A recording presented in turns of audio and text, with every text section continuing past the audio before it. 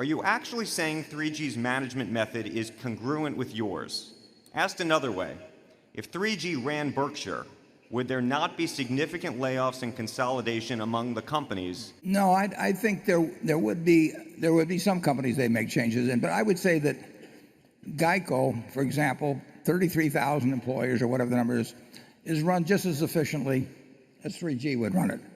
I would say our home office with 25 people, we could have a home office with 500 people. We could have floors devoted to strategy and floors devoted to human resources and comparing the salaries of everybody at all our different companies and so on. If they walked into that situation, they'd cut it back. I don't know whether they get it down to the 25 we have, but we do not believe in having extra people around.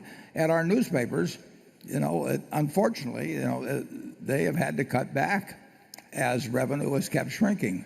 And the idea that you run a fat operation just because you're making a lot of money is, we cut back in our textile business. I closed the Wambeck mill considerably before we closed the Berkshire mills. It only when it became apparent that it was just hopeless, we gave up on it. But in the meantime, every time at Berkshire, I had a drawer full of proposals that said if we put in this kind of a loom, we'll be able to get rid of 8 people.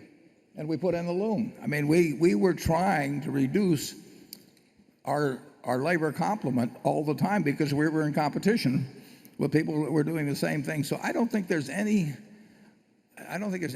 and we do have some businesses that probably have more people than we need, and I don't do something about it. But I don't encourage it in any way, and most of our managers don't operate that way. And it's true if 3G were running our operations, they would get more active at that than I will. But that doesn't mean that I endorse it. It just means that I basically tolerate it, where I've got a manager that I think well of. I think better of the 3G method of operation than I do of our operators where they really have excess people in it. We've got very few of those, but we do have a few.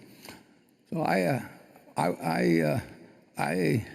would never advocate running a business at a loss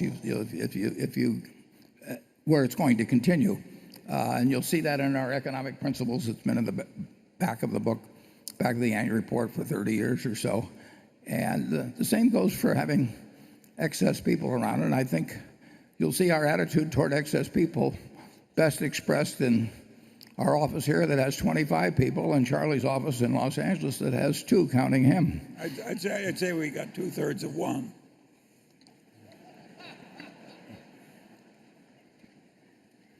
We're getting by with practically nothing.